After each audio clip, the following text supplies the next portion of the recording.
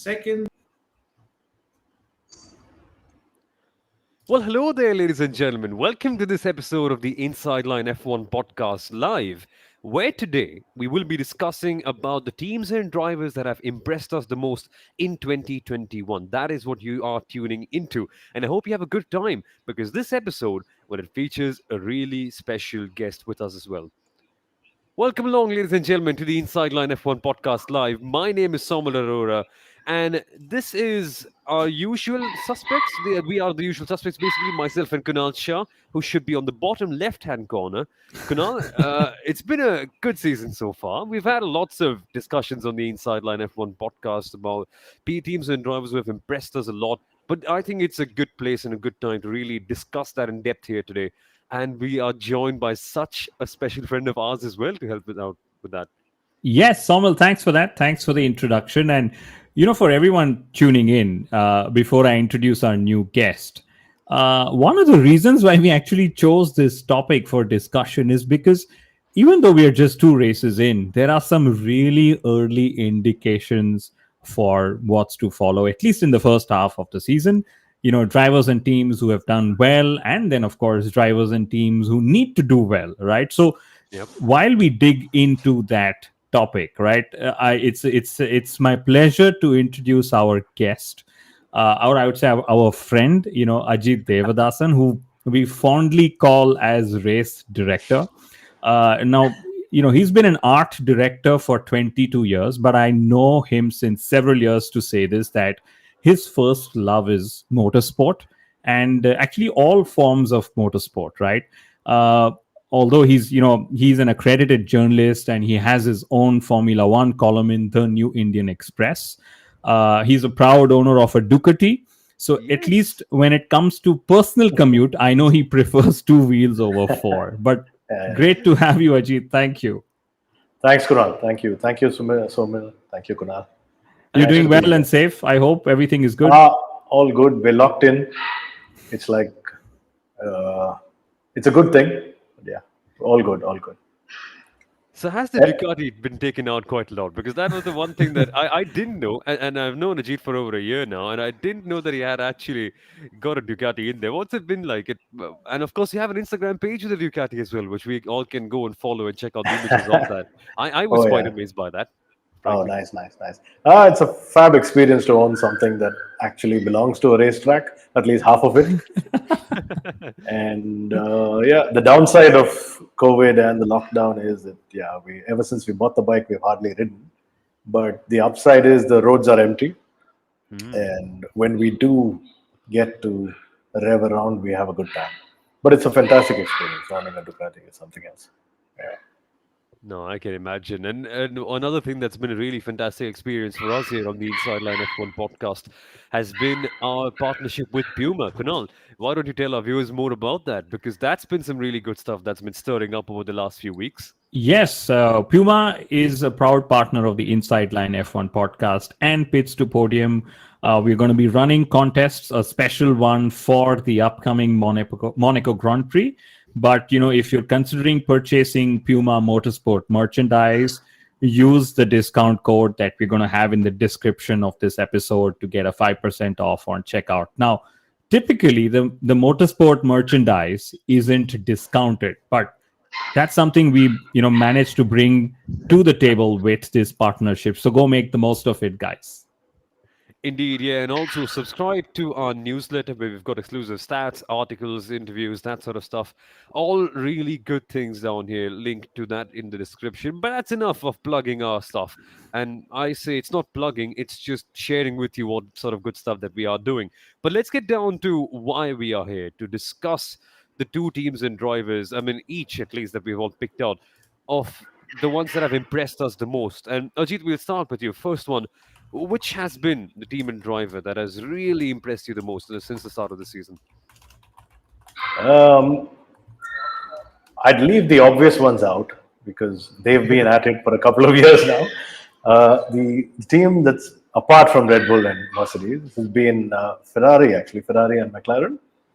The two teams, the way they've approached the season quietly but surely, they look like they are kind of they look like they're in there. They look like they're in there with a good chance for probably latter half of this year and then the coming seasons. Obviously, Red Bull have been the talk of town, and they have been coming and coming and coming for the past couple of years. Yep. And I think it's the Honda engine that's impressed maximum and given them all that they've needed. They've always had a good chassis. They've always had a good chassis. So the obvious teams are obviously Mercedes and Red Bull. But yeah, I've been pleasantly surprised and happily surprised by impressive performances from both McLaren and Ferrari. It's interesting, isn't it, that only a few years ago, both these brands were, having a completely different destiny of sorts. Ferrari winning big races, not winning the championship, of course. That big one still is left out, and that hasn't happened. Goodness me, it hasn't happened since 2008 in the constructors' championship. It's been a long while then since Since Ferrari the last won. Iceman went to sleep. Since the Iceman went to sleep, exactly. And remember the last win for Ferrari as well. It still is. No, it's not still the Iceman. Ah, what a shame. But a good thing as well to see Charles Leclerc winning. But Yeah. it's been a complete change in destiny where Ferrari have fallen from grace pretty much in 2020. McLaren rising up so well. And it's almost poetic to see both of them together back again, Ajit. It's like their destinies are tied together right from the very beginning. Yep. And to have all four cars with a decent shout, Yeah. that's another special thing. No, Ferrari and exactly. McLaren are kind of F1. And I think more than Red Bull taking it up to Mercedes, I think these two teams coming up is the big story. Hmm. That's And what actually about very you, well Kunal? put, right? That McLaren and Ferrari are Formula One, and that's the historical perspective of what the sport is. Because Mercedes and Red Bull are the newer world champion teams, sort of competing. Like you said, Soumil, it's very poetic, and the main story that appeal the most in the whole Ferrari and McLaren revival is two drivers specifically. How come? Since we're going to sort of go dive in deeper into these teams, Yep. the way he is been matching Charles Leclerc in that Ferrari, okay, the way he's sort of matched the expectations, all those talk about in the preseason where everyone getting into a new team will take their time to settle in and struggle and all those things. Carlos has taken to Ferrari like a fish. Lack of a better example. And even in mixed weather conditions that we saw in Imola, he was one of the quicker drivers in the wet.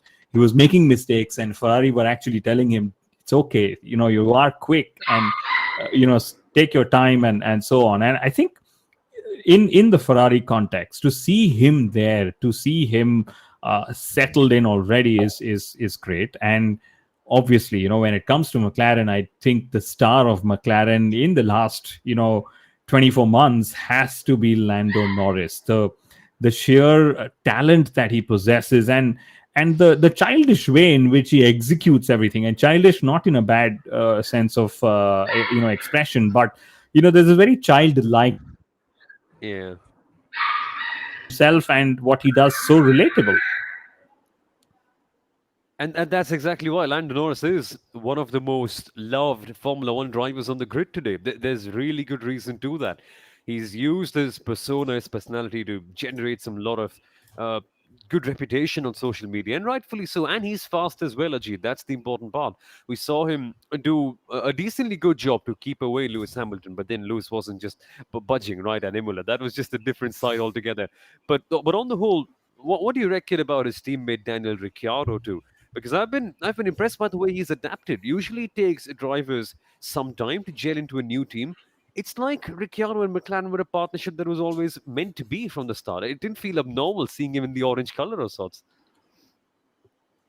I don't. I won't agree with you completely there Oh, no because worries. I just think Ricciardo's got to wake up sooner or later because Lando is already the next generation, That's true. and he's established himself well at working, and he's already become. I mean, Ricciardo seems to have a reputation of losing out to the young favored star of the team. We saw that very clearly. He was clearly the better driver in Red Bull, but he just lost out to whatever it is that Max has, including Max's dad sitting in the office all the time. But I don't know. I'm not kicked by Ricciardo's performance over these two races. I expected him to be a little high up there. I knew Lando's going to be tough. He's not the easiest guy to beat. And how old is he now? He's what, 20? Has he 20. become? Has he I become think he 20? is 20. Yeah, yeah. He's just a couple of years older than Soumil. Let's put it there. Just a couple of years older. That's okay. So they have, there's such a huge career in front of him that he can afford to do anything. He can afford to drive the car upside down. And the amount of goofing around that he does on social media and stuff, it's got a new vibe. It's got a new vibe for Formula One, something that guys like me and my generation are not used to. We're not used to seeing kids like this. But I expected Exactly. Ricciardo to do better than what he has done in the first two races, because I mean, at the end of the day, he's a fabulous driver. I worry for him that he could get outshone, not necessarily on driving talent or speed, Yeah. the way Red Bull went for Max. I'm sure McLaren are already backing Lando with two fantastic drives this season for both the opening races. Superb races from Lando. Interesting. Good perspective on that as well. And you're right. Daniel Ricciardo really being pushed by Lando Norris. And definitely that would be the case. He expected some good stuff from Lando Norris, and he got the same thing as well in the end. But that's McLaren, that's Ferrari. What about you, Kunal? Who's impressed you quite a lot in the season so far? I would say the second driver that has actually impressed me is somebody who I know is Ajit's favorite. Okay, it's Lewis Hamilton, I would say. And for me, I think 2021 is going to be that one season where he's going to silence all those critics, and Hmm. a part of me being that critic as well. And I'll be honest, and Ajit knows about this as well, but um, he's going to silence all those critics who've all along been saying, hey, it's more about the car than the driver. And we've seen in the first two races how, Lewis Hamilton has managed to take the fight to Max and to Max and to Red Bull Racing, and something that Valtteri Bottas hasn't managed to do for various other reasons. But he's able to extract a lot more from Mercedes's package, which we clearly can see isn't the fastest, right? So Yep. whether it was the pole position in Bahrain, and whether it was, of course, he made a mistake in Imola, right? But to still be able to take the fight and put the pressure on Max and Red Bull, and we've seen both drivers make several mistakes as well. So for example, I think Max has made like two mistakes in two races already. The first one in Bahrain, where he had all four wheels off and he made the overtake. Of course, you may not classify that as a mistake, but hey, it cost him the race lead. The win. Yeah, Yeah, right. the Yeah. win, exactly. And then the mistake he made in Imola in qualifying, of course, at turn 3, he just put two wheels off on the grass and he lost pole position and the likes. Of course, we saw Lewis make the big mistake in Imola as well. But I think Lewis has been impressive, and he's able to take the fight to Max. Otherwise we could have just gone from Hamilton and Mercedes domination all the way to a Verstappen and Red Bull domination, and we would have had the same people complaining, saying, hey, there's one team dominating the sport. So I would say Lewis has definitely been impressive yet this season. And you absolutely nailed it right on the head. Now, you might be thinking, dear listener or dear viewer, that, man, these guys are too harsh. It's two mistakes. Come on, give the man a break. He's only 20. But firstly, with Max, that doesn't count. Max is just a freak of nature. Even today, did a 24-hour race that I was lucky to accommodate on at the Nürburgring 24 hours and absolutely aced the field, even though he does not compete in sim racing full time. Just mind boggling, that driver. But then again, right, it's not us who is just as aggressive. Even Helmut Marko will be that aggressive. So that's the kind of things that goes on in Formula One. And these two gentlemen right here, they know exactly what they're talking about. They've been in Formula One for a long time. So that's the kind of perspective they bring in. But also, more importantly, you're absolutely right with Lewis. He's only had one mistake so far, the one that we saw in Imola. But even after that, a friend Nityanan wrote an article on Pits to Podium analysing Lewis Hamilton's pace, and he had around 3/10 of a second shaved off of his car from that front wing damage, but he was still so close to Verstappen. That pace analysis shows that had that front wing damage not been there, again, could have, should have, would have, all that sort of stuff doesn't matter now. But had it not been there, Hamilton would have easily been faster on pace. Who knows what could have happened on the track had they both met again together. But he's been mighty impressive. And even to fight back against the likes of Leclerc and Lando Norris on a drying track, that's some performance, isn't it, Ajit? That is some Yeah. mighty good driving. Even the ones that we saw in Bahrain, the way he defended against the rampant Max. It's quite interesting, actually, to see that today, while I was summing up my thoughts, I was thinking of just two races. It's good fun if we analyze every two races like this, but yeah, just two races. It's interesting to see that the pole positions weren't converted. And in Bahrain, did Max actually lose the race and Lewis not win it? And in Imola, did Lewis lose the race and Max not win it? Because that's what's actually happened. I don't, from either of them, there wasn't any stamping of authority, or actually, I think they got tracked, they won, but thanks to the other throwing it away. I mean, two pole positions, it's rare to see Lewis not convert a pole position, and even equally rare to see Max not able to do it, but they've done it on, it's almost like, what's it called, unforced errors in tennis? Yeah. Yeah. And if that's going to be yeah, if that's going to be the flavor for the year, we are in for something. We're in for something else. If you win this and I'll win at your turf and you'll win at my turf, every single mistake you make, I'll make you pay for it. So that is really impressive. When you look back at both the races, it actually feels like Max lost race one and Lewis lost race two. It's not actually that they won anything so far. That's a good perspective. And to continue your analogy, it is much like a tennis match, isn't it? They're shooting one shot, then there's a good reply from the other end. It's only been two replies, by the way, but we're still that's what intrigues you. That's what makes you tune in, right? And there's 23 races in total, again, which is dare I say this, stupid. That's my opinion. Is it going to be 22? Is Canada being dropped? I don't think so. No, I think.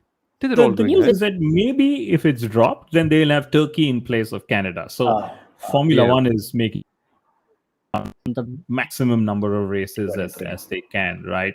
And it's going to be interesting to have races of this. I expect form factor to clearly, swing like a pendulum always, even between the midfield teams. And since we're talking about the midfield, it seems at the moment, and I'm now going to bring back McLaren and Ferrari into conversation because I just had a thought, right? That Ferrari was saying P3 is something we can definitely fight for in 2021. And it seems like that they can, right? Charles Leclerc, he's been impressive, but this is typical Charles Leclerc. You wouldn't exactly do anything less. So he sort of doesn't make the, hey, I've impressed, because he's always impressive. Okay. About Carlos Sainz, which is doing the rounds, is because he's younger than his other counterpart, the teams like Vettel and Alonso and Ricciardo. It's probably easier for him to unlearn at Ferrari than it is for the older counterparts. Now, I'm somebody in my 30s, so I'm not going to be in favor of saying that the minute you get into 30s, it's difficult to unlearn it. But I think Carlos has probably benefited from a lot more track time that Ferrari has been able to during the private tests, because we know McLaren couldn't do a private test, nor could Aston. And Alpine maybe had one private test that they did as well. So, of course, Carlos has. Of course, okay, yes. Soumil, I know you're laughing because Alpine also had Alonzo in the young driver. The young driver test. Yeah. So Carlos has probably got more track time. But, of course, the track time hasn't been in the 2020. That's probably the factor that, makes him stand out a little more.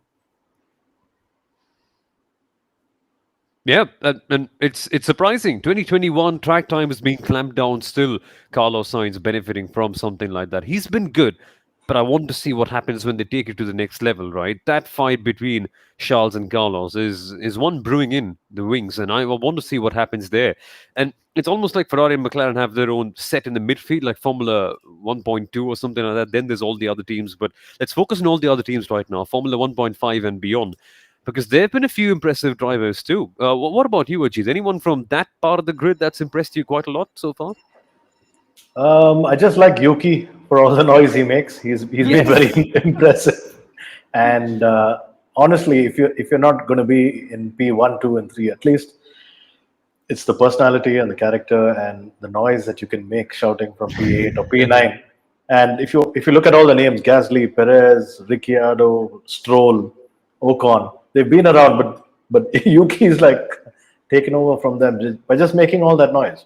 And that maneuver he tried in Imola, or just before, I think it was just after the safety car restart, when he went spinning out, and he was briefly ahead of Lewis. So I don't know, very impressive, very very impressive guy. Not that the results Yeah, he show seems like for he's it not yet. afraid. True. He seems like he's not afraid to go for it and make mistakes. And, even when he crashed in qualifying, he said, yeah, okay, I crashed. I was trying something and I shouldn't have crashed, but I crashed and, we learned from it. So it's the attitude, like you said, Ajit, and that comes with that, personality of his that has been impressive, I would say. But Soumil, what about you? Anyone from the midfield that stands out for you in particular? Now I was thinking about this earlier today, and I thought, how do I convince everyone that Yuki Tsunoda has been mighty impressive, even though he scored 1 point and had one crash? It's a hard task to do, but then again, we've got two other people who are convinced by the same thing. My job is easier. No, Yuki Tsunoda aside, what I actually was thinking about in the midfield is AlphaTauri as a unit. Now, where they have impressed me is not their execution, because this year that has been a bit shaky so far. And I say so far because, again, 23 races, right? There's enough and ample time for them to make up the gap. But what is really not good for them, now there's not a good note to start on, considering I'm talking about why they've impressed me, but still there's a big gap and a big gulf between them, Ferrari and McLaren, which they should be closing up to very, very soon. But what's giving me the butterflies in my stomach is the fact that they have shown consistently the pace to do so. Gasly has been fighting amongst them. Yuki Tsunoda has shown that raw pace in qualifying. And who knows, once they switch away from their hard tar and Q2 qualifying strategy, maybe you could see Yuki Tsunoda qualifying right with the likes of Gasly and Charles Leclerc someday. Who knows where things could go that way. So that's been mighty impressive as a factor of intrigue. But in terms of executing things and in terms of nailing things down, Alfa Romeo have just been punching above their weight. Let's put it that way. That's been good to watch. AlphaTauri. Yes. Yeah.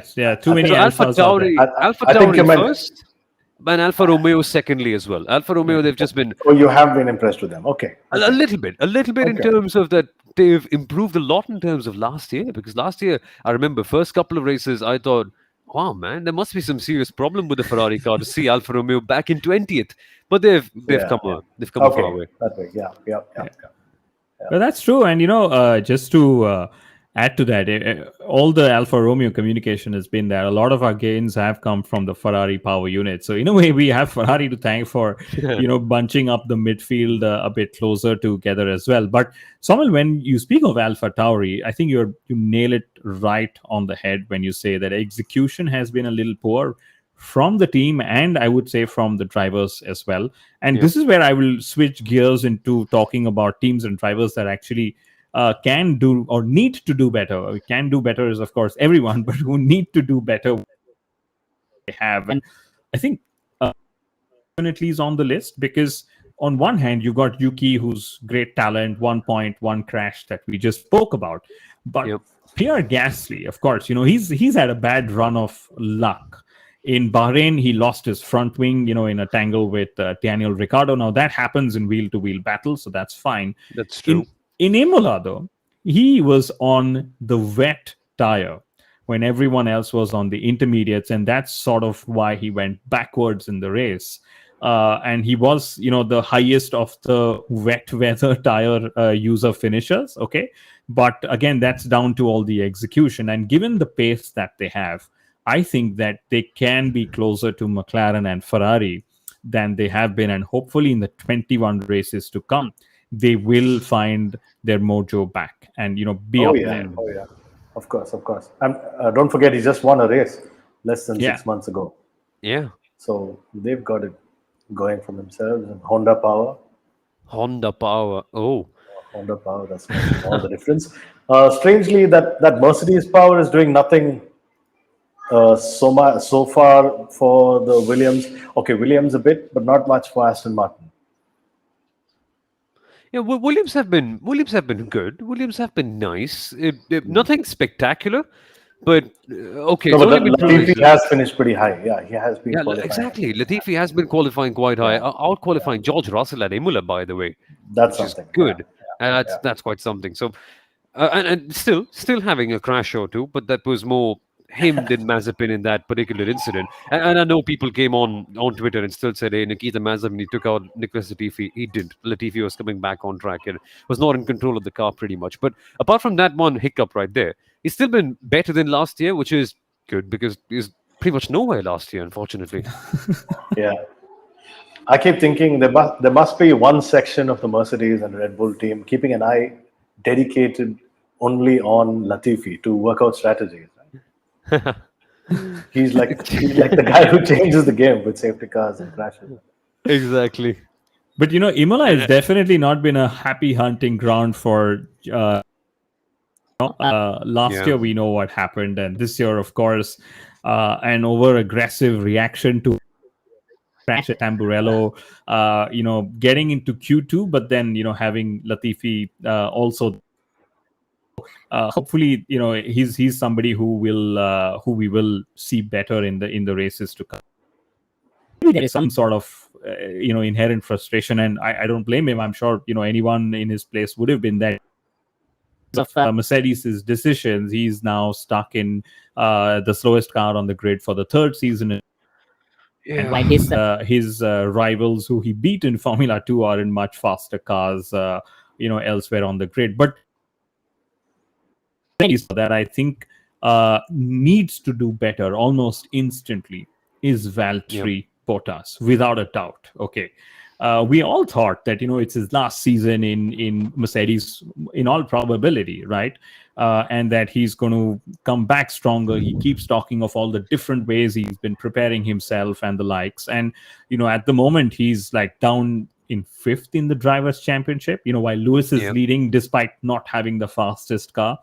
Valtteri's, of course, had a bit of bad luck. He had a slow stop in Bahrain and then a crash and so on. But even if he hadn't crashed, there's a good chance he would have still remained fifth in the drivers' championship. And I think what puzzles everyone is, despite being so many seasons now in Mercedes against Lewis Hamilton, he's still in that position where all of us feel that Lewis is just able to extract that much more from the package and is always up there, while Valtteri still waits for good and bad days to sort of bring himself into the equation.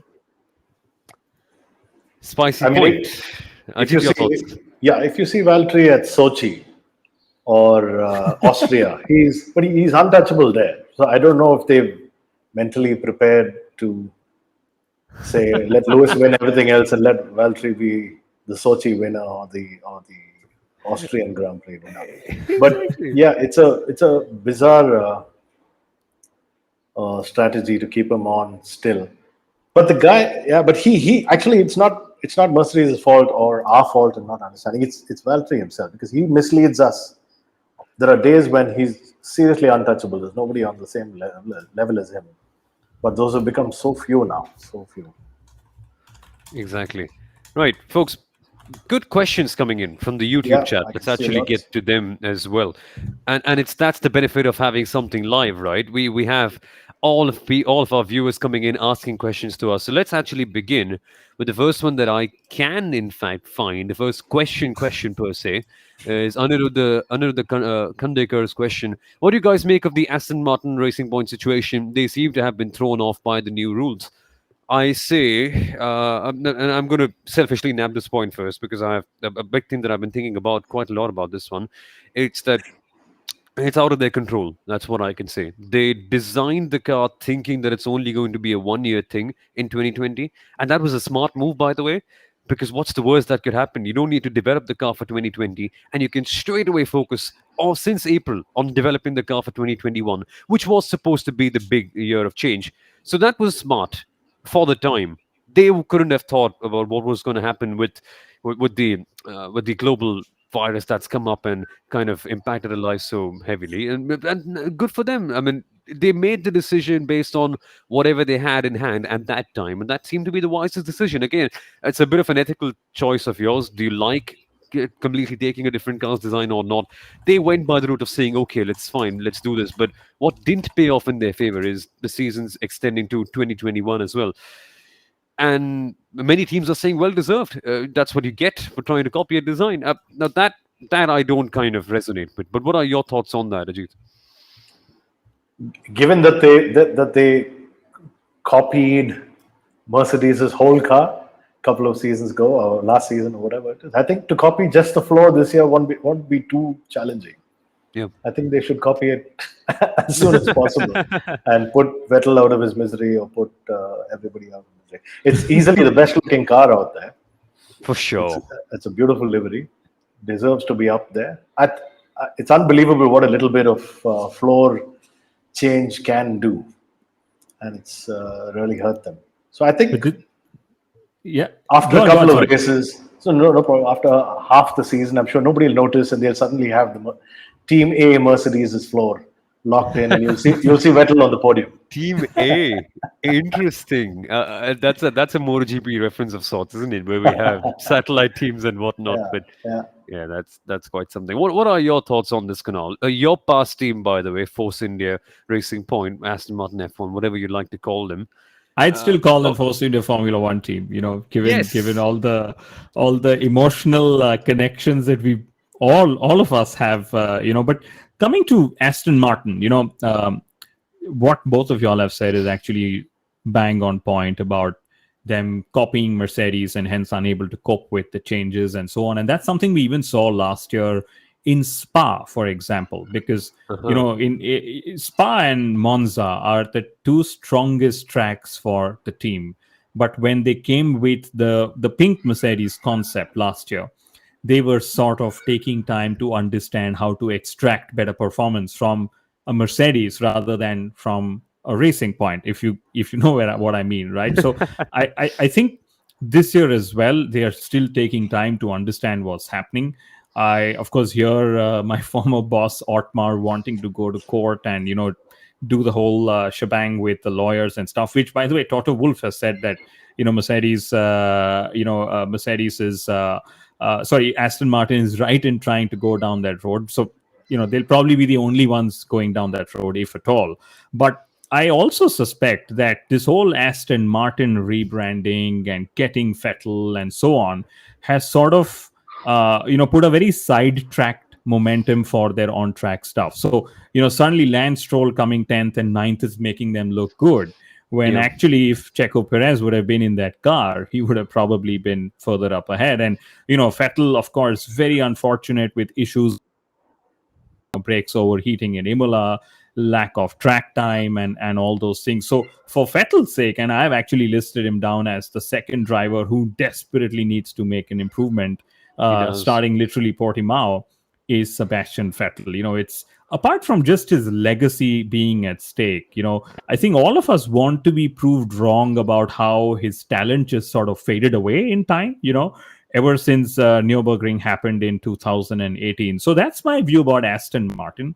I think a lot of focus has gone into the whole marketing and rebranding and stuff around it, because traditionally, there's nothing about the team that's changed inside. We still have Andrew Green, we still have Andy Stevenson, we still have Otmar, the three figureheads who are driving everything in the team forward. So maybe the focus is sort of falling into a wider net than it used to before, and that's what is sort of taking performances a little apart. But I expect them to bounce back strong because Lawrence Stroll hasn't invested he has, so that he can buy time for the team to start off keep performing. And just a clue that came up from the FIA conference last weekend was when Otto, that he was asked that is the team looking for a CEO, because a headhunter has been appointed to go find a CEO for Aston Martin Racing. Not good signs. Not good signs if you're Otmar now. Yeah, Lawrence Stroll. Let's say from if you've seen the first episode of Drive to Survive, which is the only episode I've seen before I said right enough of it. Uh, if you've seen that one, you know that Lawrence Stroll is not kidding. That could be media portrayals. Interestingly, links back to the episode that we did last time out on the Inside Line F1 podcast live. But that's not just the way he's portrayed. Lawrence Stroll is serious. Lawrence Stroll is that way with any business that he walks into. Same case here with Aston Martin. Next question. It's a really good one by Pratham Jain. I'm not sure how Alfa Romeo are developing their car without a DIL simulator. Now, I know simulators, but I'm not sure about a DIL, guys. Do you know much about this? I'm afraid I don't. I could take that actually. So DIL is a driver in loop simulator, and based on what I remember through my Alfa Romeo, they actually upgraded their DIL just in late 2019 with the same purpose between what's happening on track and in the simulator. So they actually have an upgraded driver in loop simulator for almost 2 seasons now. Interesting question. Was it Pratham, I guess, right? Because Pratham, yes. it's a different sort of question that we would typically get in our episode. So thank you for that. Nice. There's also another one, and this is, I think, a one that you'll quite enjoy, Ajit. It's from Siddharth Rajiv. Do you think that Mick Schumacher will move to Ferrari? Yeah. He's been showing half decent signs. Yeah. It's early days. I guess in India, we would just look at our palms, the palm, and say, yeah, you'll go to Ferrari one day. I think Mick Schumacher is an interesting entity because he's always under the shadow of his dad. And we're unable to look at the guy without the Schumacher name. But the little bit of racing I have seen of him and his composure is what is very impressive. He's pretty much the Iceman, actually, which is very good to have. Ferrari is a given. I think he will get it at any cost. I mean, whatever. I mean, all these cross marketing is required. It'll help. It'll probably help the Ferrari brand more than it'll help him, unless Ferrari is develop a fantastic car, which Charlie Leclerc is not going to easily give up for Mick Schumacher in the next 5 years. I think Leclerc is signed for 5 years. Yeah, he is. Yeah. And he said he wants to sign for a lifetime. So, very interesting which driver will actually make way for when he's ready for Formula One. But I must say, I'm a little puzzled that they actually chose Haas than Alfa Romeo for making. I know Antonio is who Frederick Vasseur wanted all along and gave an extra season, but just that Haas it's unbearable to see any driver in that Haas. Maybe it's okay to see Nikita Mazepin in it because there's rumors that he's going to buy it out. Okay. But, I just wish that Mick had a better car than just Haas, because, what's going to happen is we're going to see Mick driving around in circles. We'll see him finish races. Yeah. But what is the metric from that? We are not getting a like-to-like comparison with another driver because, Nikita yet at the level of Mick when it comes to driving a Formula One car. But definitely the is something then we are unable to make when it comes to Mick, and then suddenly we'll all just want to believe that because he's finished races, he's doing well, he's not crashed, and like George.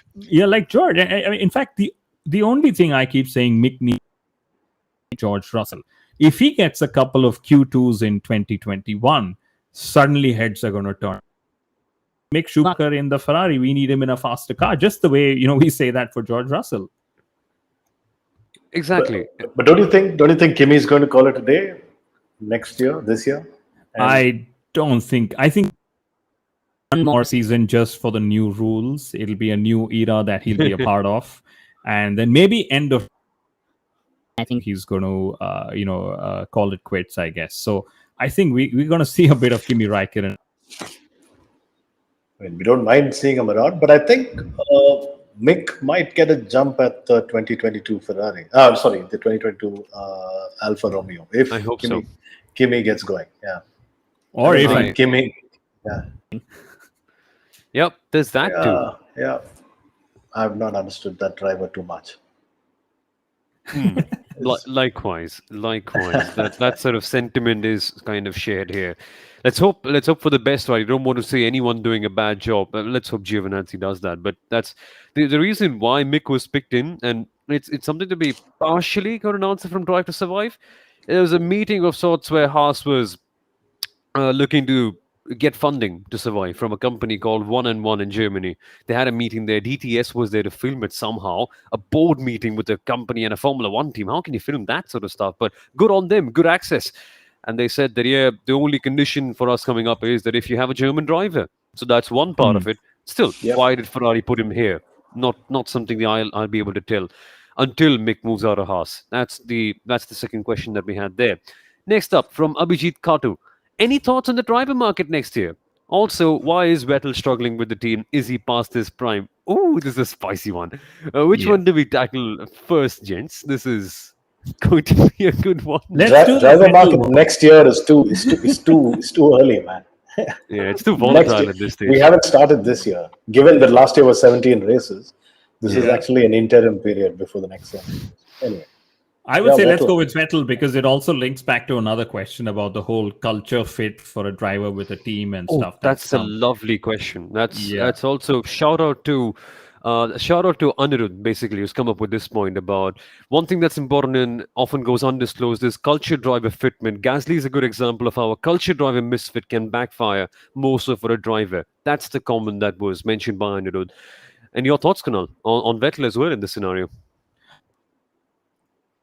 Yes, the culture is crucial, just like it's for all of us. I mean, I assume everyone who's tuning in is working or will be working at some point. And then, after a point, you realize that the culture of the organization you work at, how they treat people and how they treat employees and so on matters to you because you want to feel loved. You want to feel, you want to feel like you're a part of a team rather than just one cog in a big system, right? And that probably holds true even more so for Formula One drivers, right? Because even in the whole competitive context, right, there's a team that's making all the cars and all you have is interaction with your engineers that you sort of deal with, right? And I think we've literally overhyped the culture fit and misfit when it comes to Sebastian Vettel. We've almost sought refuge under this, excuse, I would say, because hey, at Red Bull everything was fine because Helmut Marko and and Christian, they still do for all of us who watched Drive to Survive, right? But when it came to Ferrari, when it came to Sergio Marchionne, and after him and so on, nobody wanted him, and he doesn't feel wanted. But hey, he'll probably feel wanted again at Aston Martin, so he should do well. So yes, there is truth in that, but it's not the make and break factor when it comes to a driver performing well or not. I would also about the driver being able to settle himself or herself, and I hope there is a herself within a team environment as well. And I'll give you the example of Checo Perez, somebody to make an improvement, because I think he had a disastrous race in Imola, but he's using the fact that he's driven far more number of laps than Max, find himself a place at Red Bull and settle down there. So it's a bit of both. It's about the team making the effort, but it's also about the driver making enough of an effort to say, hey, I can't just keep changing teams because the car be good. I still got to get into that car and drive it bloody quick. Good point. Your thoughts, Ajit, on this? But then again, I mean, I think a guy at Vettel's career, I mean, where Vettel is in his career, I don't know if he cares too much about the culture right now. He needs a car that works under him because it really looks like Red Bull won him those titles and he didn't do much. And unless he gets a car that works like that, I don't think the culture, because his initial wins, I remember his first win with Ferrari was fantastic. He outfoxed the Mercs, and he is a fantastic driver. I mean, if he gets a package, he's going to deliver. Now, before the package happens, whether he syncs with the culture, I don't know. I don't know if culture is going to wait for him or he's going to wait for the culture. He needs a car. He needs a car that works for his And driving style. True. but And he but needs I think performances irrespective. He needs exactly. performances. Yeah. So let's. I think we have a minute to digress on that. We should. Vettel has always been known as a driver who's very. Uh, I wouldn't say sensitive, but very responsive to the kind of car that he wants, and he wants a certain type of car to win. And there are different kinds of drivers, right? You have one set of driver that can do good in any car, and that boggles me how the likes of a Fernando Alonso, the likes of a Kimi Raikkonen. Now, this doesn't mean that they're better or they're worse. It's just that Vettel, historically at least, has needed a certain type of car under him to perform. Even at Red Bull, for that matter, we constantly saw that. Few changes to the car here and there, Vettel would be a bit cranky, saying, "I want the car to be that way." That's just him. That's what he wants from the car. And let's just say he hasn't been getting that, but that can't be the only reason, right? And Anirudh is asking this good question: is he still up for it? I mean, you can't pick and choose too much when you've only got 10 cars on the grid, perhaps. I still think Vettel's up for it. I still think he's looking for spark which will get reignited, Yeah, that will bring the old one back. And I think I speak for all of us Formula One fans and everyone here, because you would rarely come across somebody who'll say, I want Vettel to fail, right? exactly. Personality, you love the humility that he brings with himself, and the statesman like that he is. That's enough about Vettel, because yes, he has to improve, and let's, like Ajit said, after two races, what's there. And still sticking to Aniruddha's question about low rake and high rake cars, if the rules have sort of disadvantaged the cars with a low rake, at the moment it does seem as I wouldn't just believe the teams when they say it, because they're always looking for a reason to not perform. Yes, the low rake cars have been disadvantaged a little more, but that's the learning. Mercedes, as their operation, the might that they bring, that they've said, yes, we're impacted, but turn around and sort of crawl back some of that deficit is great. And I think the one term we're going to hear a lot from Mercedes this season is going to be knife edge, and they'll keep explaining how the car has a very narrow range of operation, something that Hamilton is able to master more than, say, Valtteri Bottas. And this reminds me of the time when they used to keep calling their car a diva a few seasons ago. So this season it's going to be knife edge And resilient. But it's interesting, this low rake versus high rake debate. It's all technological. It's all heavy engineering. It's design and stuff. Just look at the pit stop qualities between Red Bull and Mercedes. We're talking two and a half seconds here.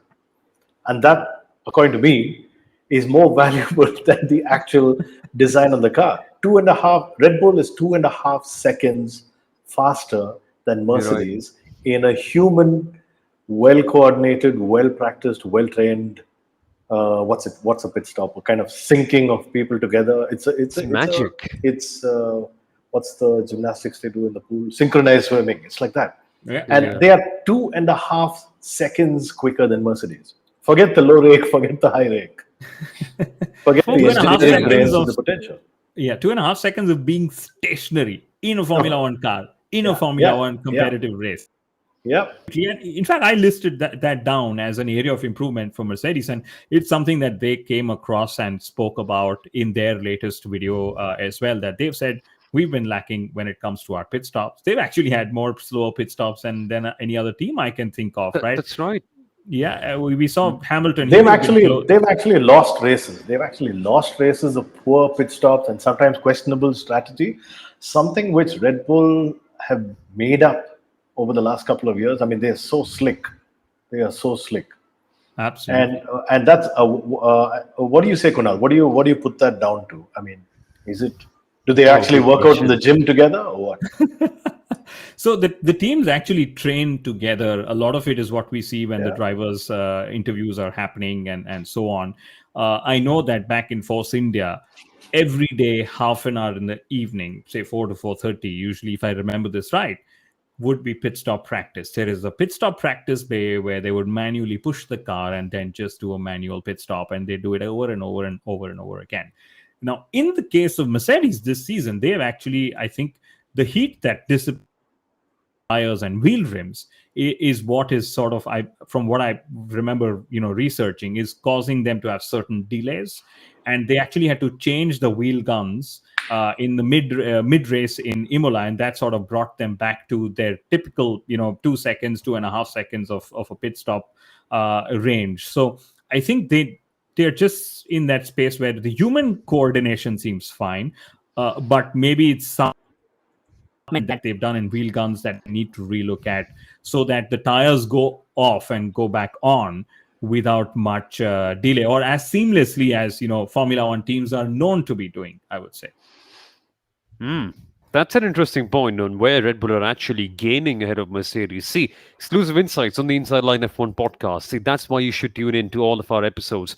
But a question also from the chat from Ashmita Gimrai. Gimirai, I hope I've pronounced that correctly. I'm so sorry if I haven't, Ashmita. Please correct me if I'm wrong. Why does Red Bull always struggle with its ever-changing second driver opposite Max? Now, who goes with this one? It's a question we've discussed often. It's a question we love discussing. Ajit, why don't you give your thoughts on why that second driver curse, that people call it a curse, I don't, kind of exists? I think it's because at the end of the day, everybody is human and they tend to rally around the car and the side of the pit garage that's faster and quicker and making and getting results. Hmm. And you'll see an attitudinal change after Perez, Checo delivers probably a couple of podiums. And that's where the greats are made, when they rally the troops all around them. Hmm. And I don't know if it's a curse, but yeah, with Max being there and Max being mollycoddled from the day he's come in, 5 years ago, 4 years ago, as the chosen one, he's been touted as the future champion, even when the other driver's winning the races. If it's Ricciardo or whoever it is, but it's always Max, the future champion. We don't care about Daniel, but Daniel's winning. So it's a curse. If you look at Bottas's car as well, it always gets the weirder strategy, the weirder pit stop. Look at his pit stops. Look at his pit stop with George Russell last year. They should have aced that race and at Bahrain, and they just goofed up so much. I think it's because the team itself. I think it's human. You kind of side the side of the garage that you think is definitely going to win versus the side of the garage that may win, and you have a kind of biased attitude in your brain down to every little mechanic who's running around there with the wrong tire warmer on the wrong tire and the wrong spanner and Yeah. whatever details there are. Interesting. So it does take a personality. It does take a personality. I don't know if Sergio to me, again, Checo Perez, again, is like Fernando. He's very good at dragging cars up to places where they shouldn't be.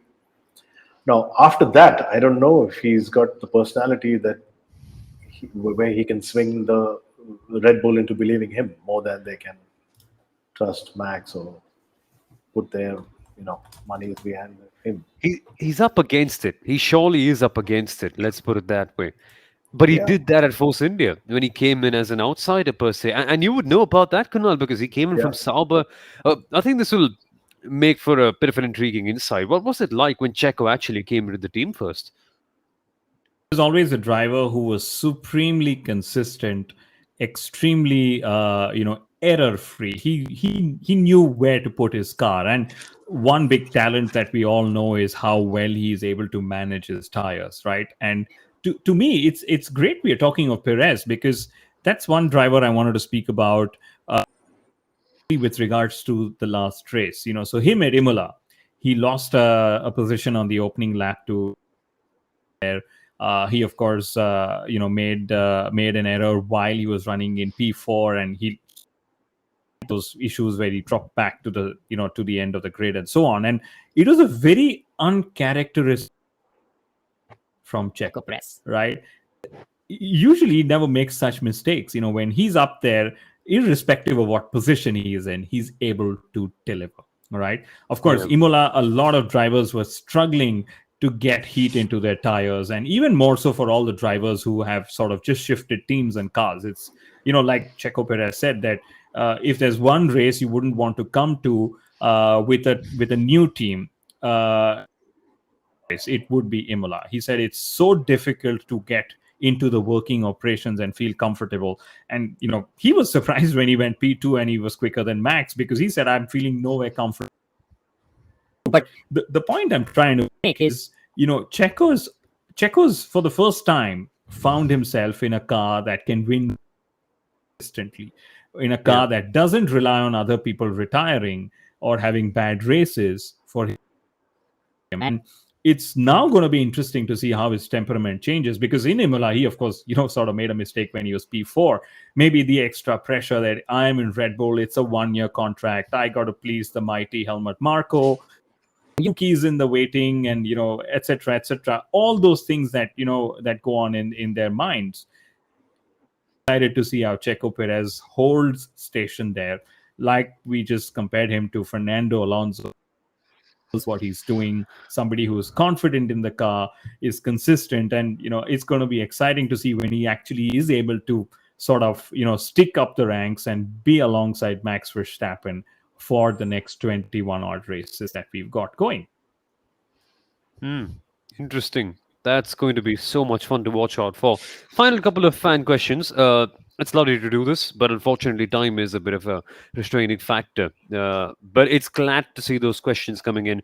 Ajit, I've got one for you. This is from Abhijit Kato. How do you rate Alonso's comeback so far? That's the one he's asked.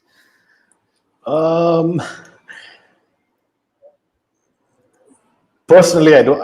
It's nowhere where we wanted it to be. Yep.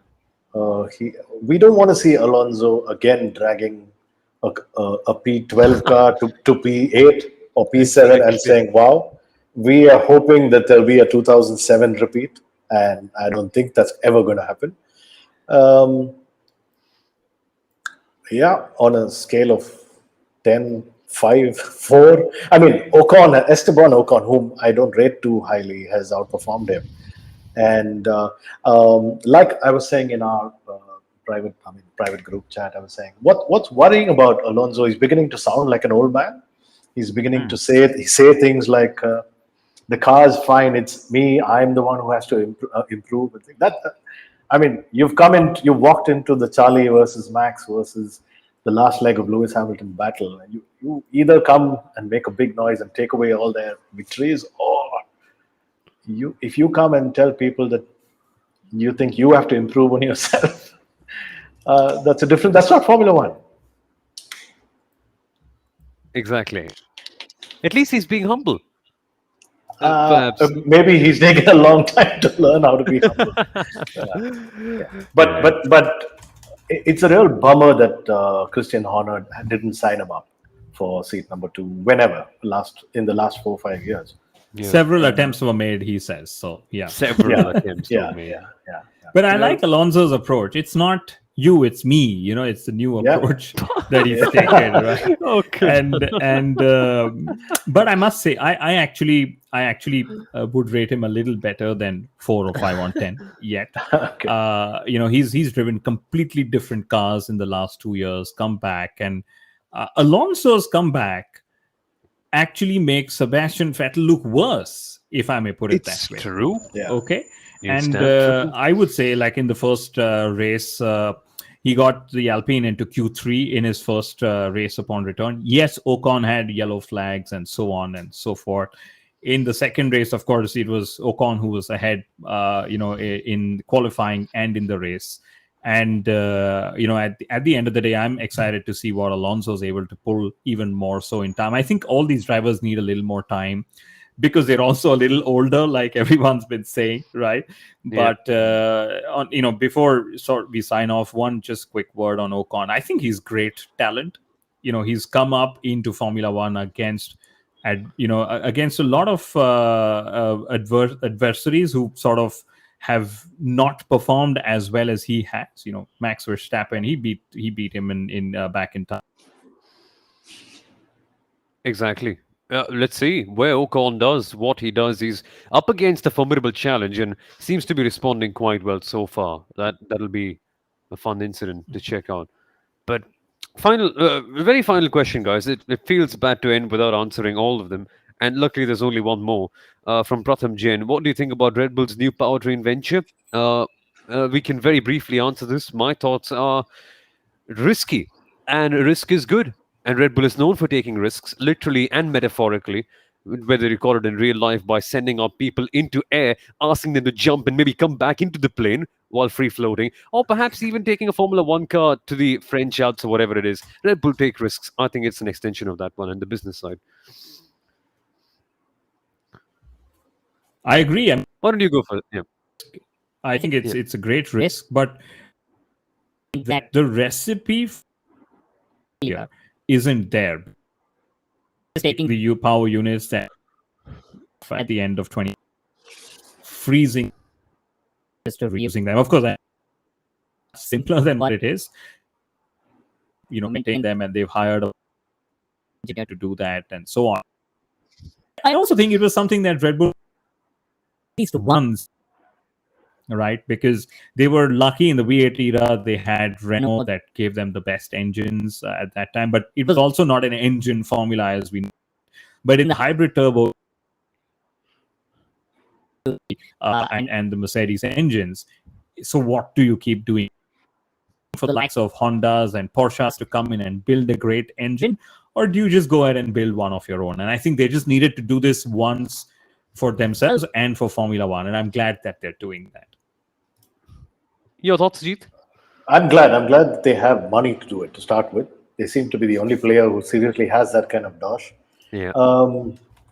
I think they're visualizing something for 2025 and onwards, because building your own engine or I don't know what they're planning with it, but to have their own powertrain it seems like a very long-term plan. It seems like they've got a serious plan for. Is it some way of telling Max, don't look away, don't look out for another car or another team? What if Max doesn't pull it off this year? Exactly. Yeah, I can't believe it. Oh my God, that you're opening up the Pandora's box here, Ajit. That opens up another world of possibilities. Oh goodness, that's what Formula One should do to you. That's what it should do. It should keep you hooked on. It should keep you excited. But folks, thank you for watching. Thank you for listening. Thank you for tuning in. Thanks to all of our dear listeners and viewers who have come on the YouTube chat and have sent these amazing questions that has really caused a few good discussions, I would say, on here. So thanks to each and every one of you. And if you liked it, subscribe to Pits to Podium on YouTube. Subscribe to the Inside Line F1 podcast on wherever you find your podcasts from. We'll be glad to bring on more new episodes and show you exactly the kind of discussions that we have here. And also, don't forget, subscribe to our newsletter.